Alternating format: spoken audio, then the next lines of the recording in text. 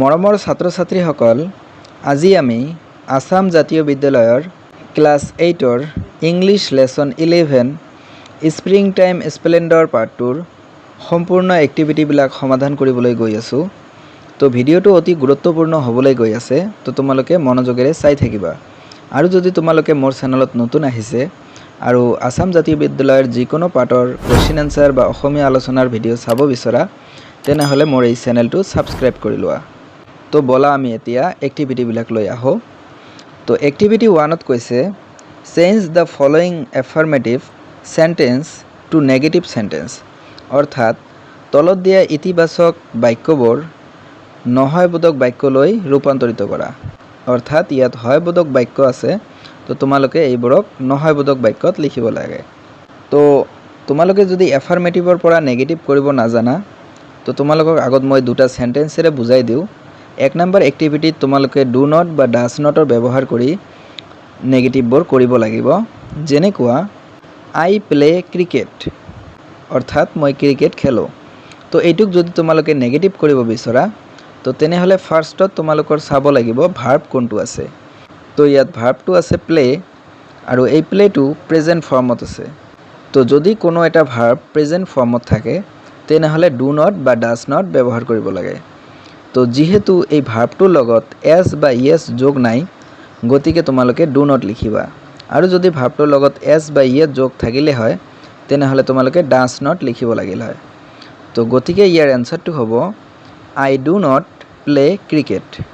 তো আশা কৰোঁ সকলোৱে বুজি পাইছে। এতিয়া আমি আন এটা উদাহৰণ চাওঁ। যেনেকুৱা হি গোজ টু স্কুল, অৰ্থাৎ তেওঁ স্কুললৈ যায়। তো ইয়াত ভাৰ্বটো আছে গোজ। তো এই গো ভাৰ্বটো হ'ল ভাৰ্বৰ প্ৰেজেণ্ট ফৰ্ম, আৰু এই গোৰ লগত ই এছ যোগ আছে। গতিকে ইয়াত ডু নট নহ'ব, ইয়াত ডাজ নট লিখিব লাগিব।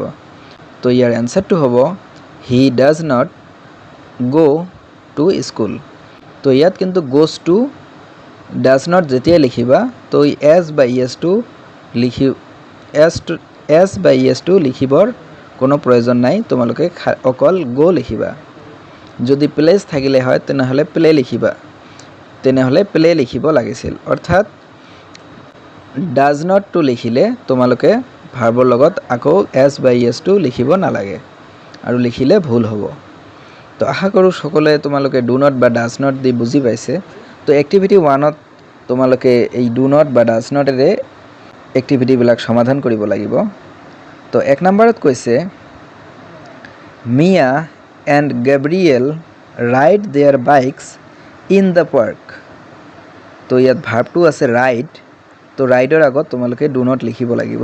তো ইয়াৰ এনচাৰটো হ'ব Mia and Gabriel do not ride their bikes in the park. B number কুৱেশ্যনটো কৈছে I work hard all week. তো ইয়াত ভাৰ্বটো আছে ৱৰ্ক। তো ইয়াত ৱৰ্কৰ আগত ডু নট লিখিব লাগিব। তো ইয়াৰ এনচাৰটো হ'ব I do not work hard all week. C number কুৱেশ্যনটো আছে on Sunday afternoons I work less. তো ইয়াত ভাৰ্বটো আছে ৱৰ্ক, আৰু ইয়াত ৱৰ্কৰ আগত ডু নট লিখিব লাগিব। তো এনচাৰটো হ'ব on Sunday afternoons I do not work less. D number কুৱেশ্যনটো আছে the workers stop working at 4:30 PM। তো ইয়াত ভাৰ্বটো আছে ষ্টপ। তো ষ্টপৰ আগত ডু নট লিখিব লাগিব। তো ইয়াৰ এনচাৰটো হ'ব the workers do not stop working at 4:30 PM।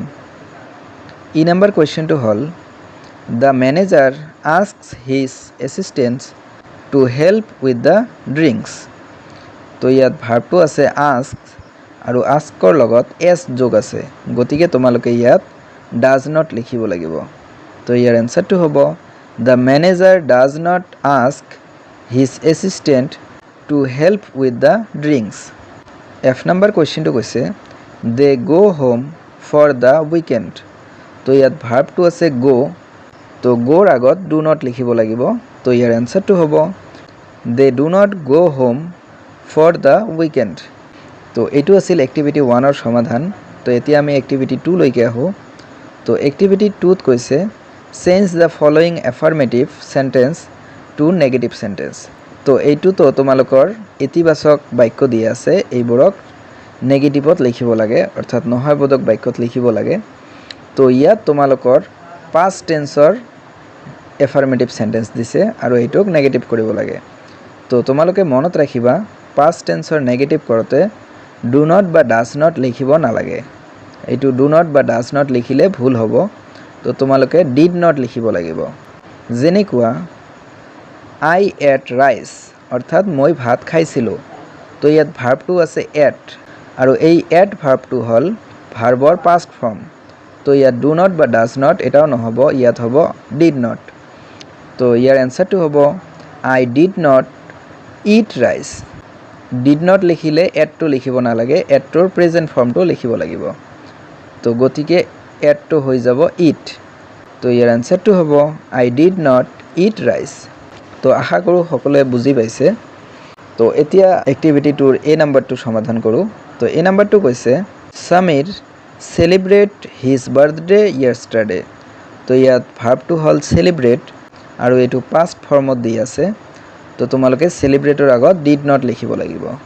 তো ইয়াৰ এনচাৰটো হ'ব Samir did not celebrate his birthday yesterday. তো চেলিব্ৰেটটো চেলিব্ৰেট হৈ যাব, অৰ্থাৎ পাষ্ট টেন্সৰ পৰা প্ৰেজেণ্ট টেন্সত লিখিব লাগিব চেলিব্ৰেটটো। বি নাম্বাৰ কৈছে হি টুক a day of from work. তো ইয়াত ভাৰ্বটো আছে টুক। তো টুকৰ আগত তোমালোকে ডিড নট লিখিব লাগিব। তো ইয়াৰ এনচাৰটো হ'ব he did not take a day of from work. তো টেকৰ প্ৰেজেণ্ট ফৰ্ম হয় টেক। তো গতিকে তোমালোকে নেগেটিভ কৰোঁতে টেক লিখিব লাগিব। চি নাম্বাৰ কুৱেশ্যনটো কৈছে he took his mother out for lunch. তো ইয়াত ভাৰ্বটো আছে টুক। তো টুকটোৰ আগত ডিড নট লিখিব লাগিব। তো ইয়াৰ এনচাৰটো হ'ব he did not take his mother out for lunch.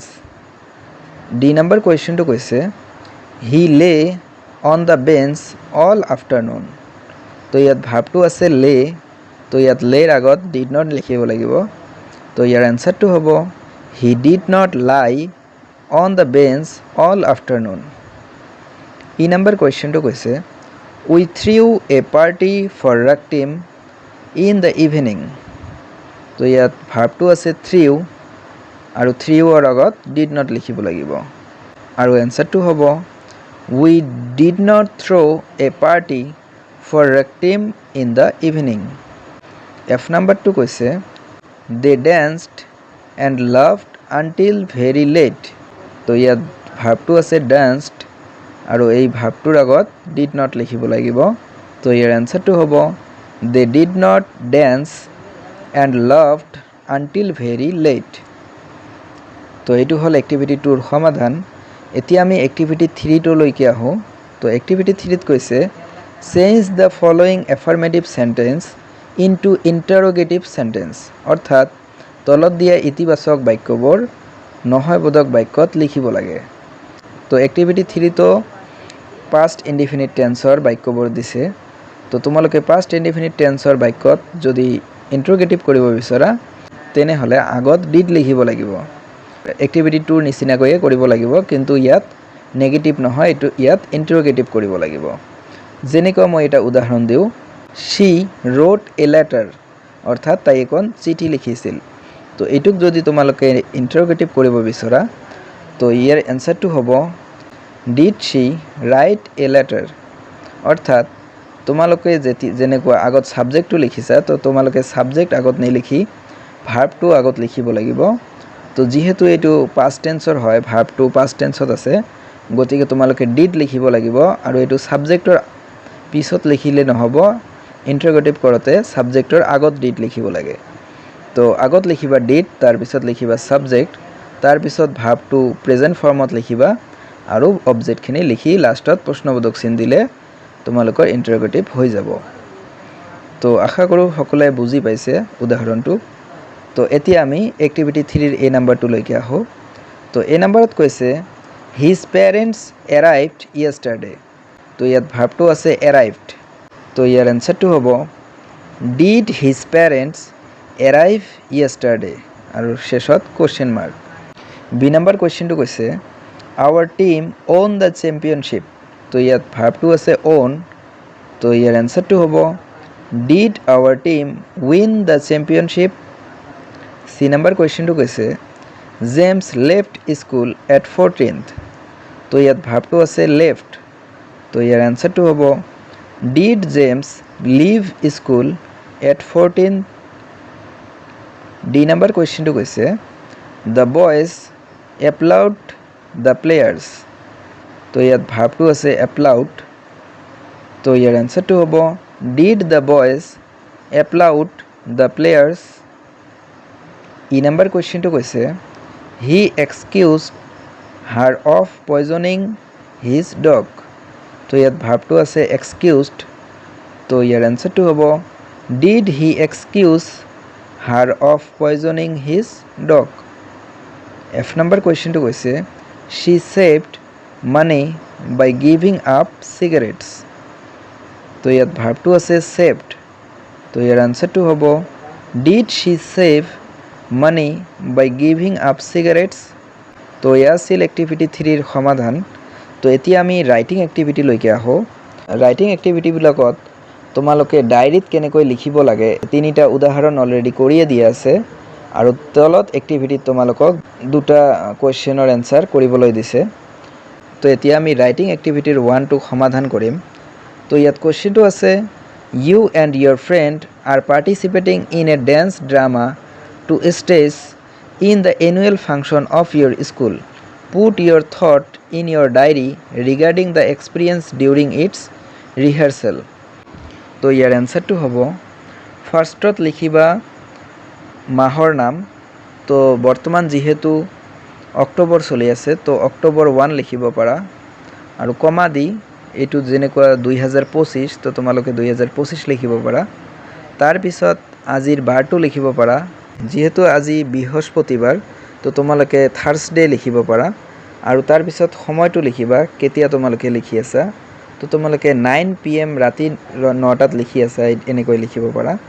তাৰপিছত লিখিবা dear diary, I am so excited about the dance drama for our school's annual function. Rehearsal have been so much fun and I have learned so many new things. My friends and I are working hard to perfect our moves and our dance teacher is so supportive. It is great experience to be a part of this team and I am looking forward to the final performance.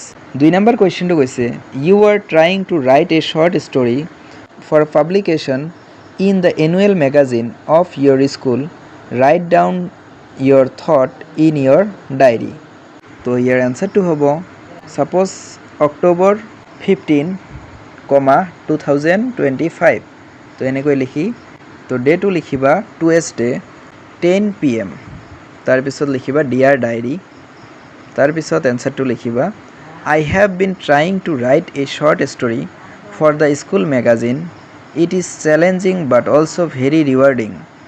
I have a lot of ideas and I am enjoying the process of creating characters and a plot. I hope my story gets selected for publication. It would be a dream come true. তো এইখিনি লিখিলে হৈ যাব। তো মৰমৰ student, এয়া আছিল এই পাঠটোৰ সম্পূৰ্ণ এক্টিভিটিবিলাকৰ সমাধান। তো তোমালোকে যদি এই পাঠৰ কুৱেশ্যন এনচাৰৰ ভিডিঅ'বিলাক চোৱা নাই, তো তেনেহ'লে ছাইডত তোমালোকে এই পাঠটোৰ কুৱেশ্যন এনচাৰৰ এটা ভিডিঅ'ৰ থাম্বনেইল চাবলৈ পাই আছা। তো তাত ক্লিক কৰি তোমালোকে এই পাঠৰ সম্পূৰ্ণ প্ৰশ্ন উত্তৰবিলাকৰ ভিডিঅ' এবাৰ চাই আহিব পাৰা। ধন্যবাদ।